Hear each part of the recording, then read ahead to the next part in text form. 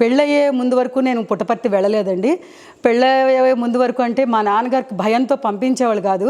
అక్కడ నాకు బాల శ్రవణ కుమారుడని ఒక నాటిక నాకు బాగా ప్రాక్టీస్ చేశాము.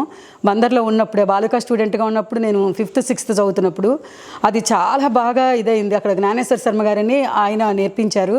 కానీ స్వామి దగ్గర వేయడానికి అవకాశం వచ్చింది. కాకపోతే నా దురదృష్టమో ఏమిటో తెలియదు, కానీ నాకు మా ఫాదరు అంగీకారం తెలపలేదు. మొత్తానికి ఆ డ్రామా కూడా వేయడానికి స్వామి దగ్గర వెళ్ళడం జరగలేదు, ఎవరూ వెళ్ళలేదు. కాకపోతే ఆ కోరిక నాకు అలా అలా అలా మిగిలిపోయింది. ఆ మిగిలిపోయిన కోరికని స్వామి ఎలా తీర్చారు అంటే అది మనసులో ఉంటూ ఉండేది. నాన్నగారు పంపలేదు, అప్పుడు జనం కూడా ఉండేవాళ్ళు కాదు. అయినా కూడా మా నాన్నగారికి భయం, ఆడపిల్లల్ని పంపకూడదు, ఆడపిల్లల్ని అంత దూరం పంపడానికి వీల్లేదు.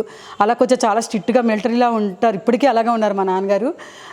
అయితే మా అబ్బాయి దగ్గరికి వచ్చేసరికి ఇంజనీరింగ్ మచిలీపట్నంలో చేశాడని. నాకు 2 అబ్బాయిలు. పెద్దవాడు బాగా స్వామి డివోటి, ఇద్దరూ బాల వికాస్ స్టూడెంట్సే.